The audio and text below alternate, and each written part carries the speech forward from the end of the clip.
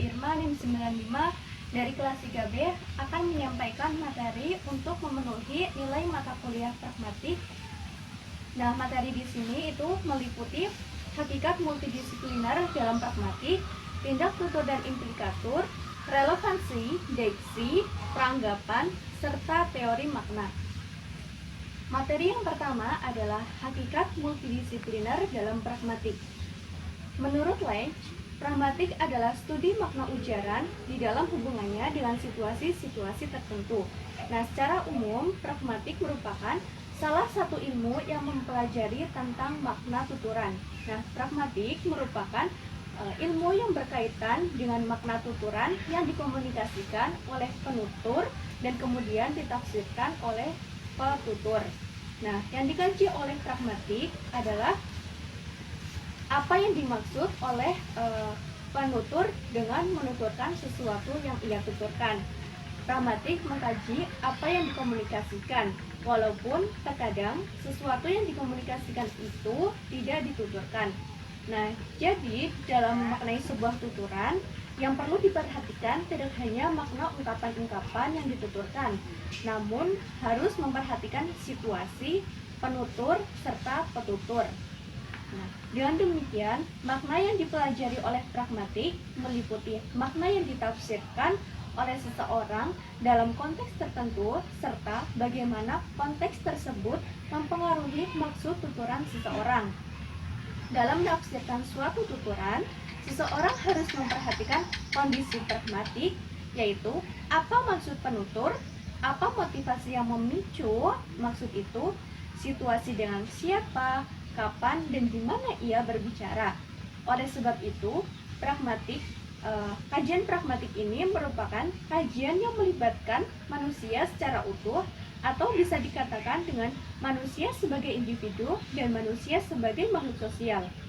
Singkatnya, pragmatik berkaitan dengan bagaimana masyarakat tutur menggunakan bahasa mereka, yaitu bagaimana tindak tutur diungkapkan dalam suatu peristiwa tutur secara langsung atau tidak langsung. Apakah maksud penutur disampaikan secara eksplisit atau implisit. Nah, kesimpulan bahwa pragmatik adalah salah satu cabang ilmu linguistik yang masih terbilang baru jika dilihat dari perkembangannya. Nah, pragmatik juga mempelajari bagaimana bahasa digunakan dalam kehidupan di masyarakat. Nah, selain itu, pragmatik mengkaji tentang arti. Nah, maksud arti di sini yaitu maksud yang dikehendaki oleh penutur. Kemudian, dalam materi multidisipliner dalam pragmatik, pragmatik ini juga memperhatikan aspek-aspek dalam proses komunikasi, seperti adanya informasi, encoding, decoding, konveksi, serta konteks. Nah, dalam pembelajaran pragmatik terdapat beberapa aspek yang harus diperhatikan, seperti tindak tutur, implikatur percakapan, tanggapan, serta diksi.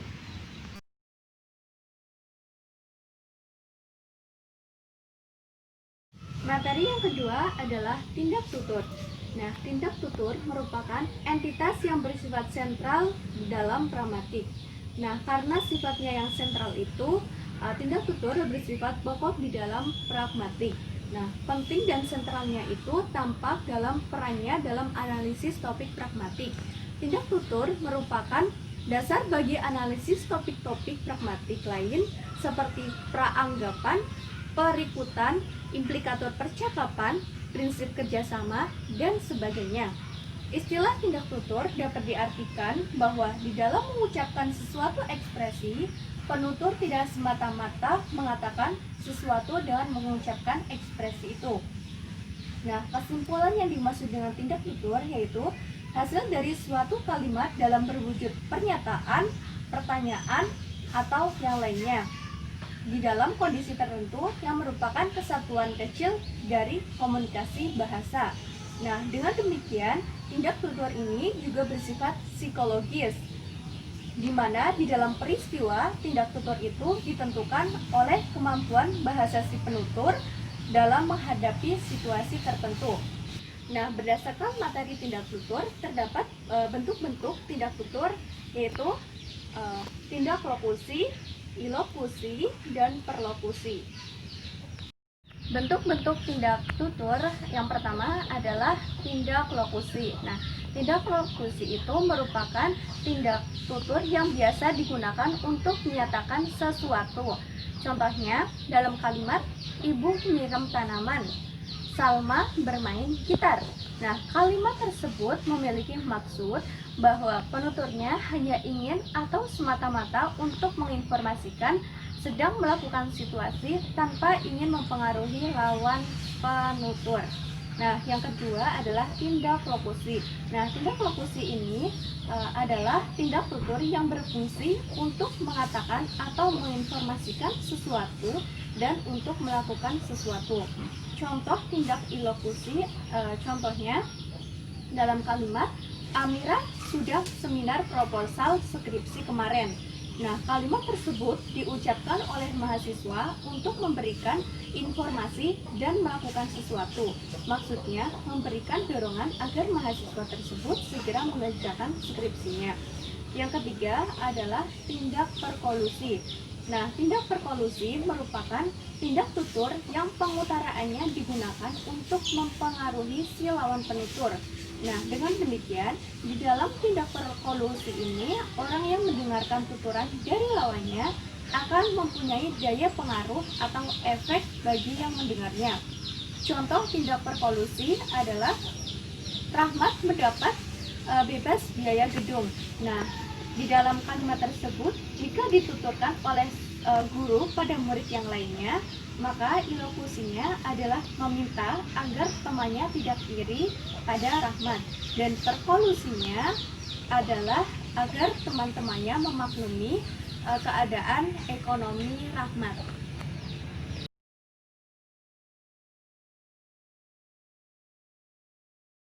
Materi selanjutnya yaitu mengenai konteks. Nah, konteks merupakan lingkungan fisik atau sosial yang disesuaikan dengan peristiwa pertuturan. Selain itu, konteks juga merupakan latar belakang pengetahuan yang dipahami bersama oleh penutur dan mitra tutur. Menurut Rustono, konteks merupakan sesuatu yang menjadi sarana untuk memperjelas maksud suatu pertuturan. Nah, sarana itu meliputi dua macam. Yang pertama, berupa bagian ekspresi yang dapat mendukung kejelasan maksud, dan yang kedua adalah situasi yang berhubungan dengan suatu kejadian. Nah, ada dua macam konteks, yaitu konteks linguistik dan konteks fisik.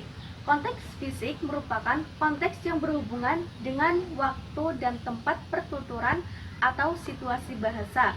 Sedangkan konteks linguistik merupakan konteks yang mempengaruhi penafsiran makna kata. Nah, di samping itu, maksud suatu tuturan tidak dapat dipahami kalau tanpa kita memperhatikan konteks ketika seseorang atau penutur menuturkannya tuturannya.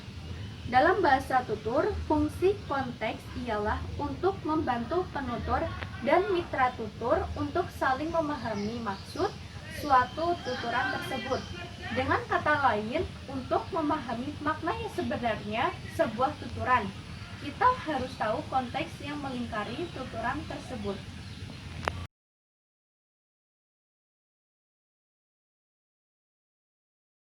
Materi selanjutnya yaitu membahas tentang implikatur.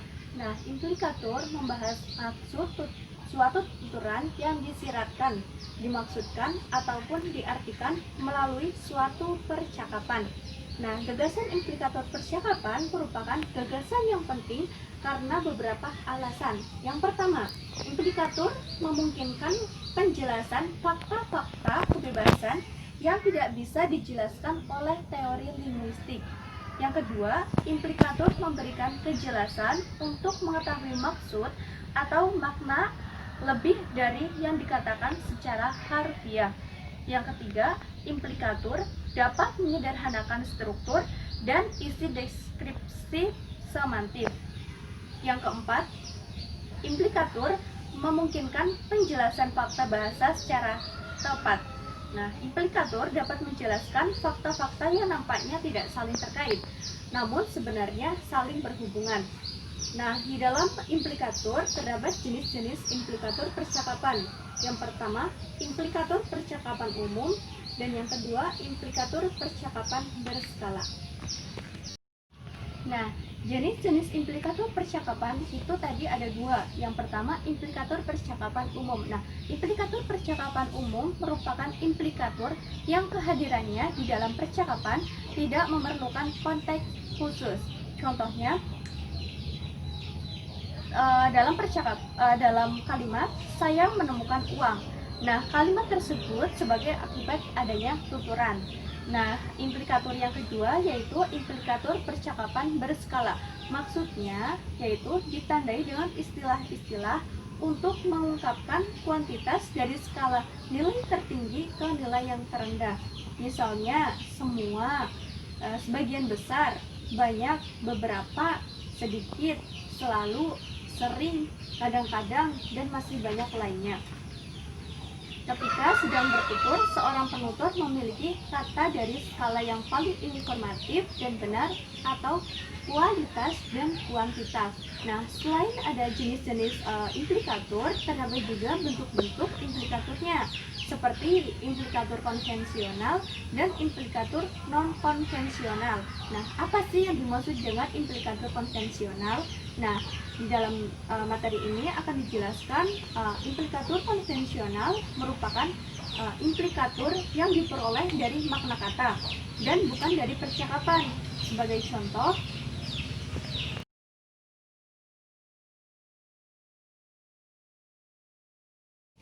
materi selanjutnya yaitu tentang teori relevansi. Nah, apa sih yang dimaksud dengan relevansi?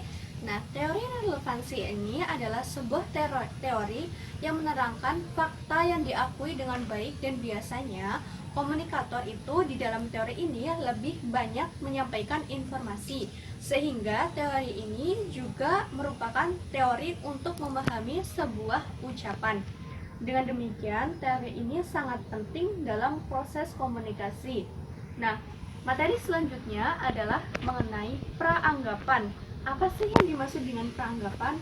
Nah, praanggapan merupakan anggapan awal yang secara tersirat dimiliki oleh sebuah ungkapan kebahasaan sebagai bentuk respon awal pendengaran dalam menghadapi ungkapan kebahasaan tersebut. Nah, berarti penutur telah memiliki kesimpulan awal sebelum melakukan tuturan bahwa apa yang akan disampaikan juga dipahami oleh mitra tuturnya. Nah, peranggapan merupakan sesuatu yang diasumsikan si penutur sebagai kejadian sebelum menghasilkan sebuah tuturan. Nah, dengan demikian, peranggapan juga termasuk suatu gejala mudah ditemukan dalam kehidupan sehari-hari. Nah, peranggapan merupakan awal si penutur sebelum melakukan penuturan bahwa apa yang akan disampaikan bisa dipahami oleh si penerima. Nah, contoh dari peranggapan yaitu dalam percakapan antara Ani dan Ahmad. Yang pertama yaitu Ani mengatakan kepada Ahmad bahwa aku sudah membeli bukunya Pak Bagus kemarin. Ahmad pun menjawab bahwa buku analisis kalimat kan. Nah, di dalam percakapan tersebut mengindikasikan bahwa sebelum bertutur, si Ani memiliki peranggapan bahwa Ahmad mengetahui maksudnya, yaitu terdapat buku yang ditulis oleh Pak Agus. Nah, jenis-jenis peranggapan mengklasifikasikan ke dalam 6 jenis peranggapan menurut Yule. Yang pertama yaitu peranggapan eksistensial, yang kedua peranggapan faktif, yang ketiga peranggapan leksikal, yang keempat peranggapan non faktif, yang kelima peranggapan struktural, dan yang terakhir adalah peranggapan konterfaktual.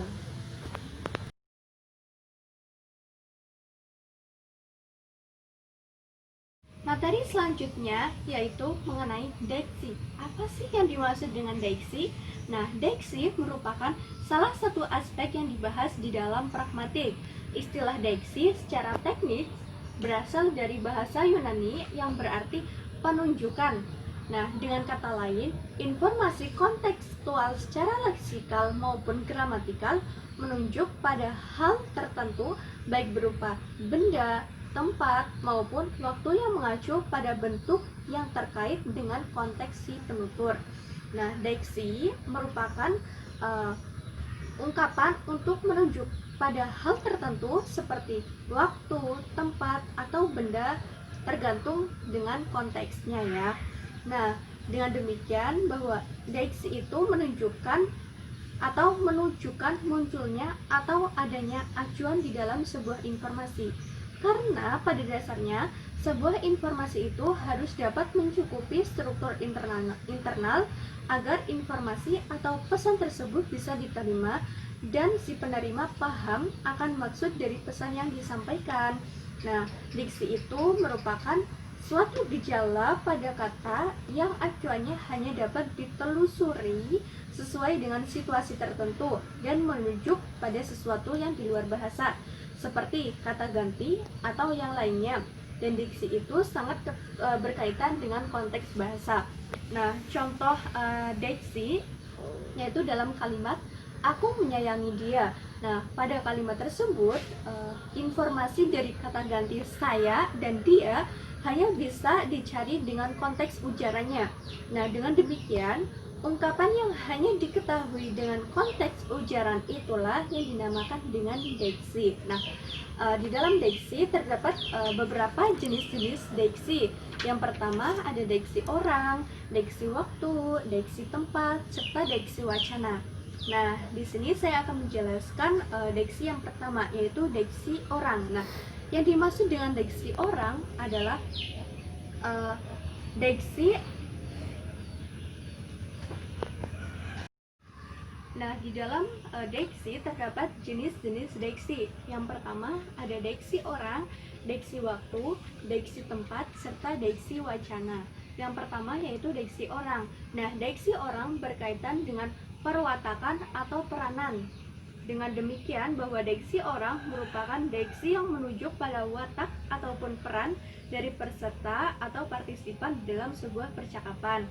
Nah, dan demikian bahwa deiksi ini biasanya menggunakan kata ganti orang. Contoh deiksi orang itu seperti dalam kalimat ini, Santi ingin bermain.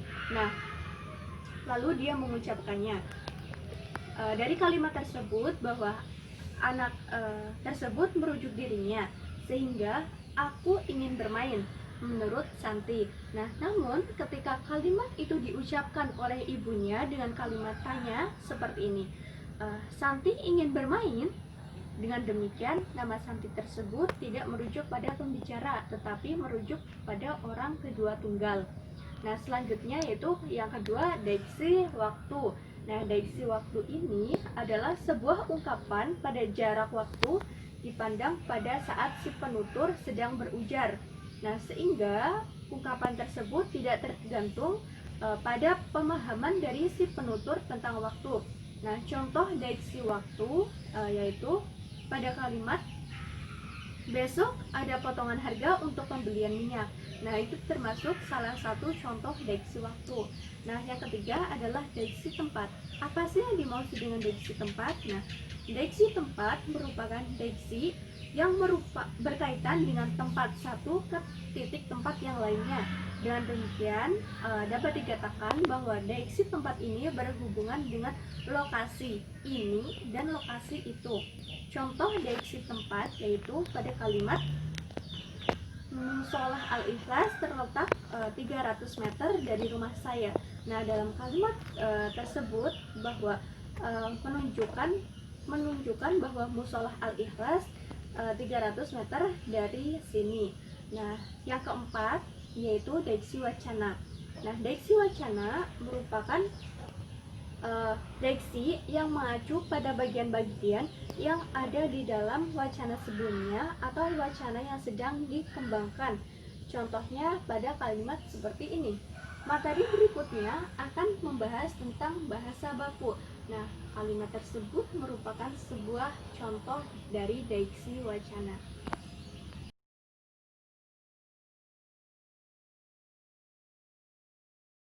Materi yang selanjutnya yaitu materi terakhir, yaitu tentang teori makna.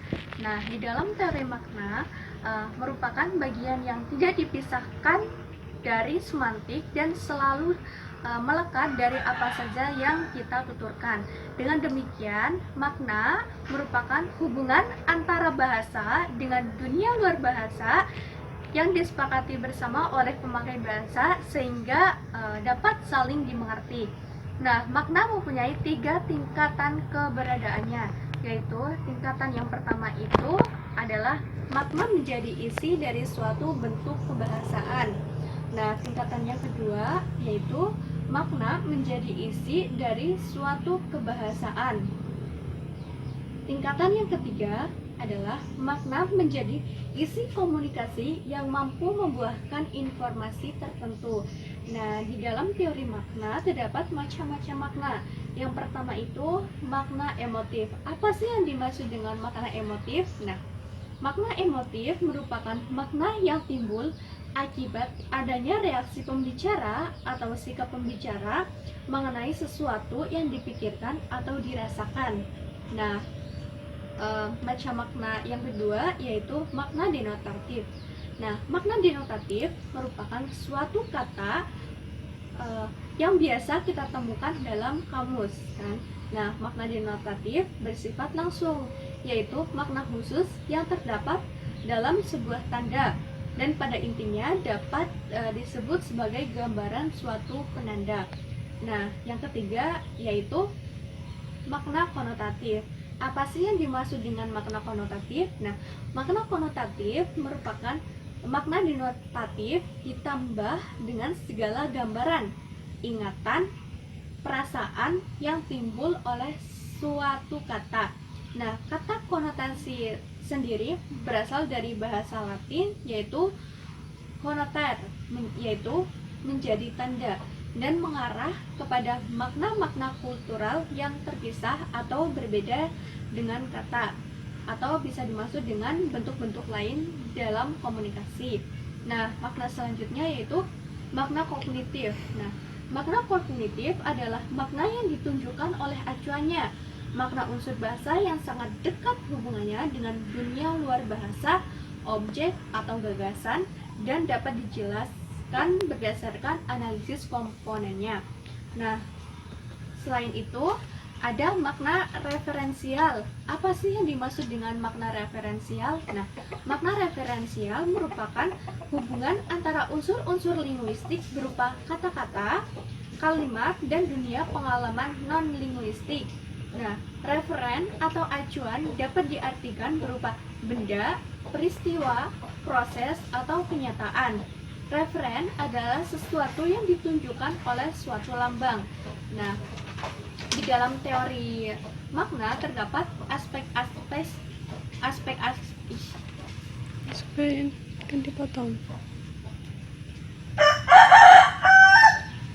Di dalam teori makna terdapat stop deh. Nah, di dalam teori makna terdapat aspek-aspek makna. Dalam semantik, menurut Mansor Pateda ada 4 hal. Yang pertama, pengertian atau sense, atau bisa dikatakan dengan tema. Nah, pengertian ini dapat dicapai apabila pembicara dengan lawan bicara mempunyai kesamaan bahasa yang digunakan atau disepakati bersama. Nah, yang kedua yaitu nilai rasa atau feeling. Nah, hal ini berkaitan dengan sikap pembicara terhadap hal yang dibicarakan. Setiap kata mempunyai makna yang berhubungan dengan nilai rasa, dan setiap kata mempunyai hubungan dengan perasaan. Nah, yang ketiga yaitu tentang nada atau tone, yaitu sikap pembicara terhadap lawan bicara. Artinya, hubungan antara pembicara dengan pendengar akan menentukan sikap yang tercermin dalam kata-kata yang digunakan. Nah, yang terakhir, yang keempat, yaitu maksud atau intention. Yang dimaksud dengan maksud di sini yaitu yang diinginkan, baik senang atau tidak senang, atau bersifat deklarasi, imperatif, persuasi, pedagogis, rekreasi, ataupun politik.